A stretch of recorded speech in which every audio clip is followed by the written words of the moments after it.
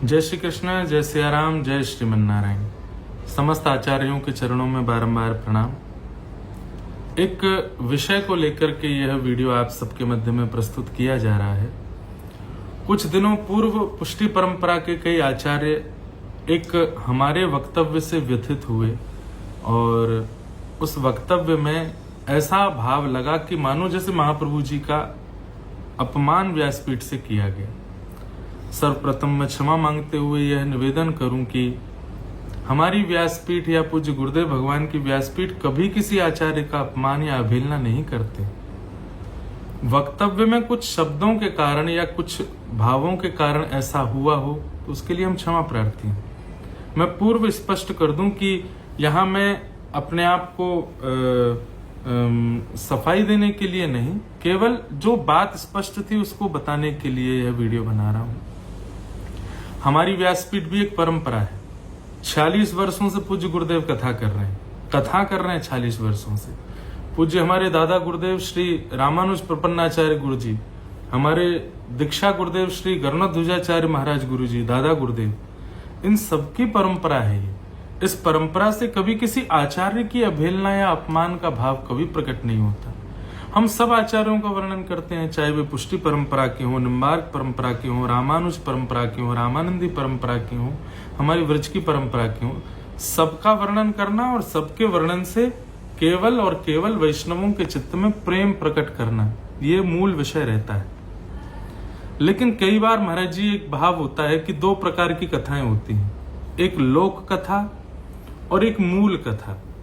मूल कथा में वास्तविकता वर्णित होती है, जो कि आचार्यों के ग्रंथों में होता है। अब स्कंद पुराण में तीर्थों का वर्णन है, लेकिन जब हम तीर्थों में जाते हैं तो वहां की एक लोक कथा सुनने को अलग से मिलती है, जो वहां के लोकल लोग सुनाते हैं। लोक कथा का मतलब क्या होता है कि एक ने दूसरे को, दूसरे ने तीसरे को, तीसरे ने चौथे को, चौथे ने पांचवे को, और ऐसे सुनाई तो वो उसका थोड़ा अपभ्रंश हो जाता है और उसका उद्देश्य या मूल कहीं और चला जाता है। महाप्रभु जी के संदर्भ में जो लोक कथा मैंने सुनी थी, उसी का मैंने किसी भाव में वर्णन किया जिसमें बिल्कुल भी ऐसा भाव नहीं था कि महाप्रभु जी का हम अपमान करें। हम खाटी ब्रजवासी हैं, परंपरा से ब्रजवासी।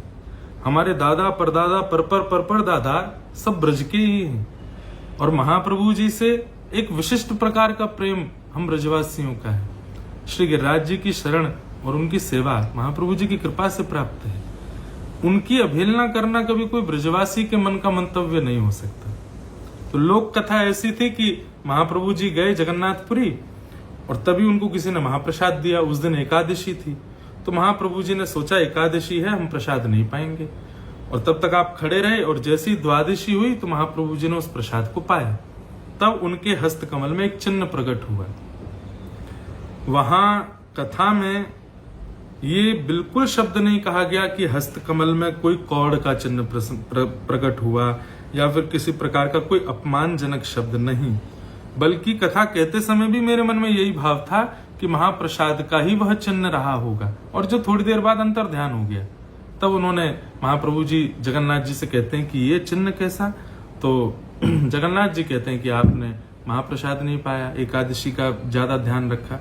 ये एक लोक कथा थी जिसको मैं सर्वथा अनुचित मानता हूं। मेरे मुख से निकली, इसलिए मेरी गलती है, मैं उसको मान के स्वीकार करता हूं, क्षमा मांगता हूं। फिर उसके बाद हमारे आचार्य परंपरा श्रीमद वल्लभाचार्य जी महाराज के वंशज और उन्हीं की परंपरा के एक आचार्य चरण ने मुझे पूरी कथा भेजी।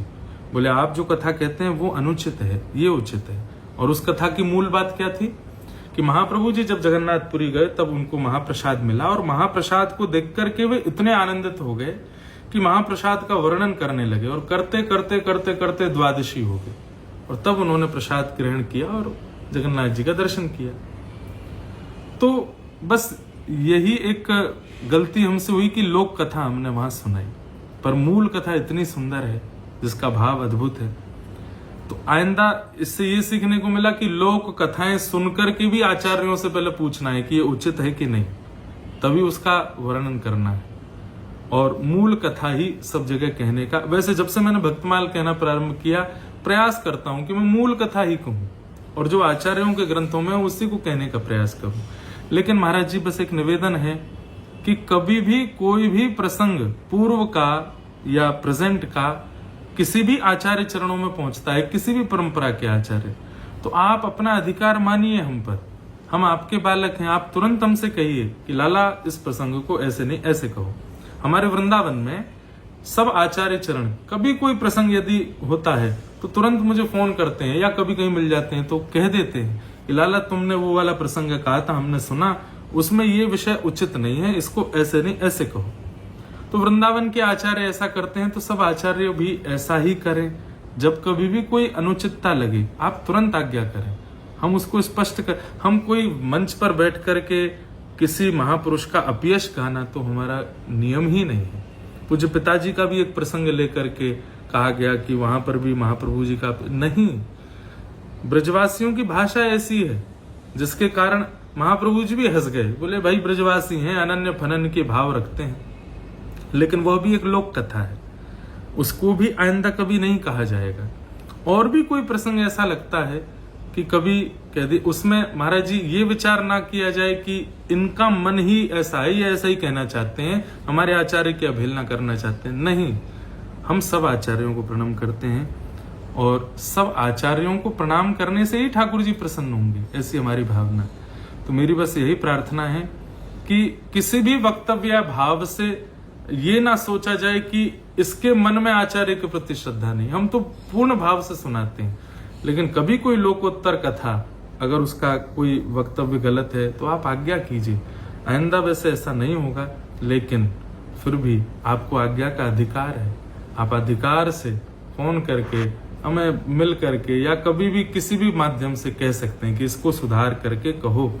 हम अगले ही दिन आपका स्मरण करके उस भाव को कहने का प्रयास करेंगे। बाकी इस व्यासपीठ से, इस परंपरागत व्यासपीठ से कभी भी अनुचित वक्तव्य देने का प्रयास नहीं किया गया है।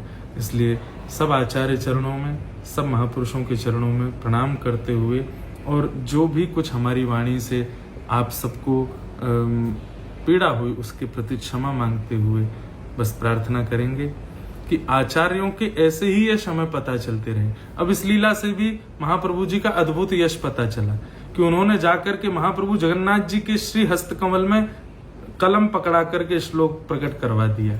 ऐसे महाप्रभु जी का यश इसी लीला से तो मैं तो यही समझूंगा कि ये लीला भी इसलिए हुई कि महाप्रभु जी का और यश पता चले। कभी भी किसी आचार्य की अवहेलना, निंदा करना ये हमारा उद्देश्य नहीं है। सब आचार्यों के चरणों में प्रणाम करते हुए बस यही प्रार्थना करेंगे, अपनो जान संभालो। हम आपके ही बालक हैं, आप जब आज्ञा करेंगे, जैसे आज्ञा करेंगे वहां वैसे करने का प्रयास करेंगे। सबको जय श्री कृष्ण, जय सिया राम, जय सिया राम।